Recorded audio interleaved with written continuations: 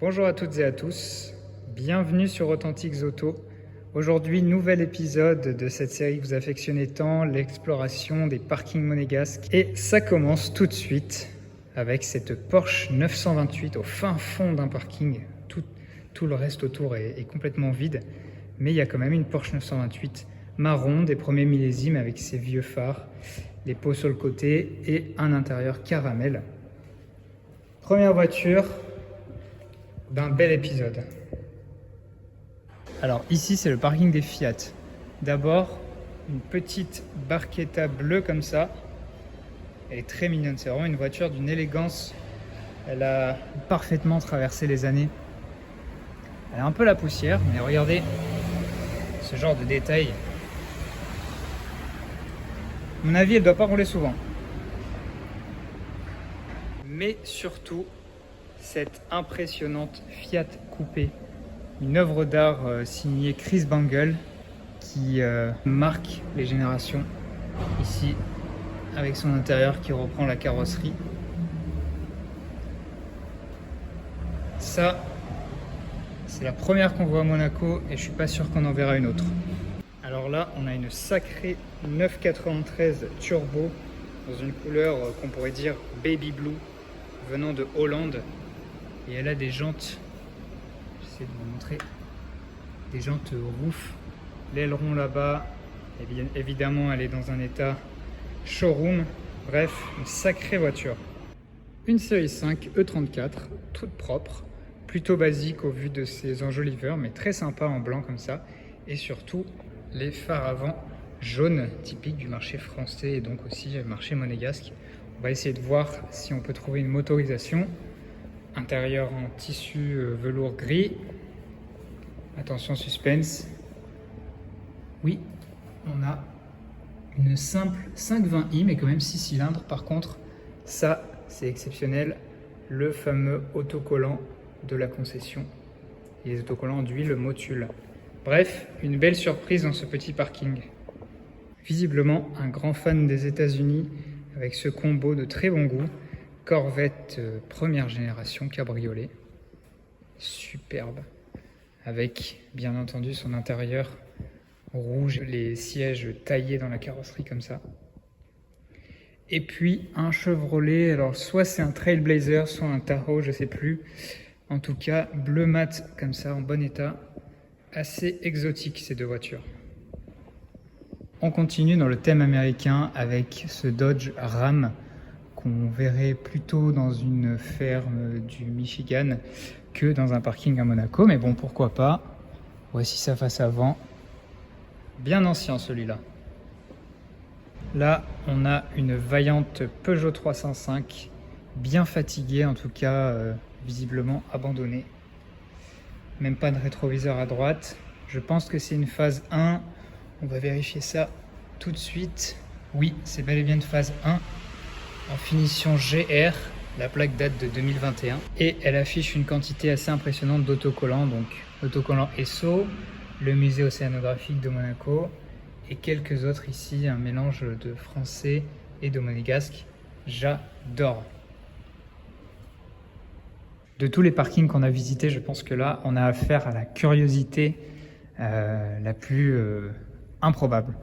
On a une collection de voitures préparées pour le rallye qui sont toutes plus ou moins abandonnées et toutes en plaques russes. Je ne sais pas trop quoi vous dire. Je vous laisse avec les images parce que c'est du grand n'importe quoi. Là même, celle-ci, un autocollant USSR, quoi. S'il faut, elle est là depuis l'ère soviétique. Du grand n'importe quoi. Il y a quand même un highlight au milieu de celle-ci, une Mercedes 300 SEL C3 AMG. C'est clairement la plus folle d'entre toutes, mais elle est tout aussi abandonnée. Ça, c'est une marque, pas une marque d'ici, ça.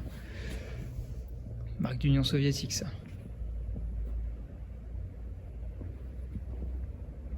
Là, c'est typiquement ce que j'aime et ce que je recherche à Monaco. Une Rover 414 SI blanche comme ça, 4 portes. C'est pas une 5 portes à haillons dont la carrosserie était plus commune. Et vous voyez, elle a tout ce qu'il faut, à savoir autocollant monégasque, autocollant de la concession British Motors qui l'a vendu neuve, avec un rappel sur la vitre arrière. Et puis encore ici, Rover qui conseille les huiles Castrol. Et bon, même si elle n'est pas dans un superbe état, en tout cas elle est un peu sale, je pense qu'on peut quand même dire qu'elle est plutôt pas mal. Ces enjoliveurs nids d'abeilles sont très sympathiques aussi. Et à l'intérieur, c'est un simple velours gris. Et pour terminer, je vous montre la face avant. Voilà. Franchement, c'est exactement ce qu'on veut voir et ce pourquoi on est là à Monaco. Un très très beau roadster SL 500 de la génération R129. Vous le voyez, c'est les phases, les premières phases, parce qu'on a les clignotants orange, les pare-chocs Biton qui se prolongent sur le côté. Ici, on a des grosses jantes monobloc façon AMG, mais ce que j'aime vraiment, c'est sa config 100% bleu avec un intérieur beige, vous pouvez le voir.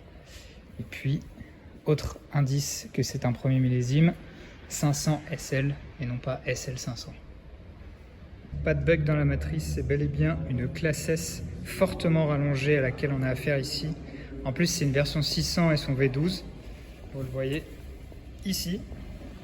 Et donc, intérieur avec séparation, rideau et les passagers arrière qui se font face.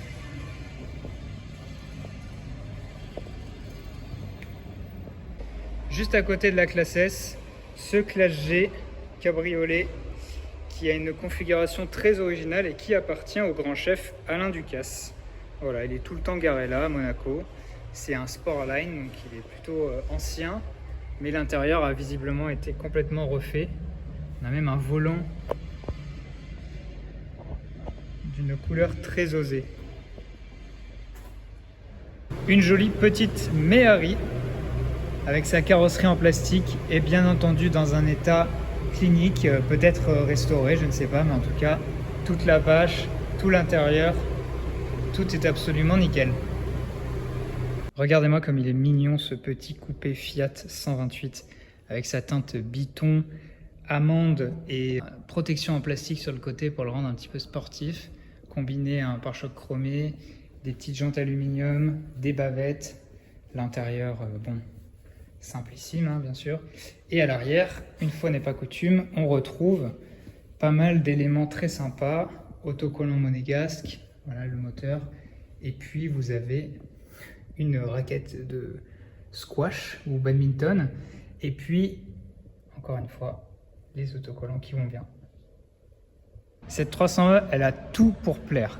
D'abord bien entendu sa couleur violacée comme ça, superbe.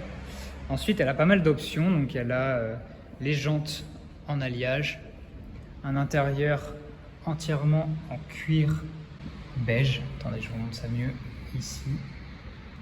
Et puis vous remarquez qu'elle a un airbag, on voit pas très bien, mais elle a un airbag, la climatisation, bref, pas mal d'éléments, le toit ouvrant aussi.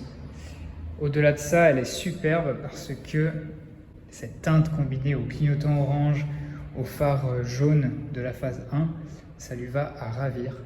Et je vous garde le meilleur pour la fin, l'autocollant de la concession SAMGF Monaco d'époque. J'ai besoin de votre avis sur cette Golf GTI parce qu'elle m'intrigue. Il ne me semble pas que toutes les Golf 4 GTI avaient une sortie d'échappement comme ça et puis des jantes de ce calibre. En tout cas, j'ai l'impression qu'on a affaire à une version de fin de carrière un peu plus puissante, mais j'ai pas réussi à savoir. Dites-le moi dans les commentaires si vous le pouvez. Et puis à l'intérieur, vous voyez, elle a des baquets Recaro comme ça. En tout cas, je l'adore. Juste en face, un joli coupé 406 dont la légende n'est plus à faire avec ces jantes là. Je pense que c'est parmi les premiers. Il est très élégant dans ce gris anthracite. Un minivan au charme fou Subaru E12 avec le moteur qui est caché sous le plancher. Ce que vous voyez ici, on est directement sur l'avant de la voiture, qui peut accueillir 6 personnes. 4 roues motrices, le tout dans une taille très réduite. C'est le miracle des K-Cars japonaises. Joli duo, une Alpine moderne, incisive, ultra efficace, et puis une Porsche 928, bien plus vintage, beaucoup plus GT, et donc c'est celle qui va nous intéresser. En plus, elle a un intérieur caramel. Waouh! Cette ligne, ça a toujours été mythique. C'est ici que s'achève cette exploration des parkings monégasques. J'espère que la vidéo vous a plu, j'espère que l'ambiance dans ces parkings vous a plu. N'hésitez pas à me dire quelles sont les pépites favorites, quels sont les trésors que vous avez préférés. Et en attendant, moi je vous dis à la prochaine pour une prochaine vidéo. Allez, à bientôt!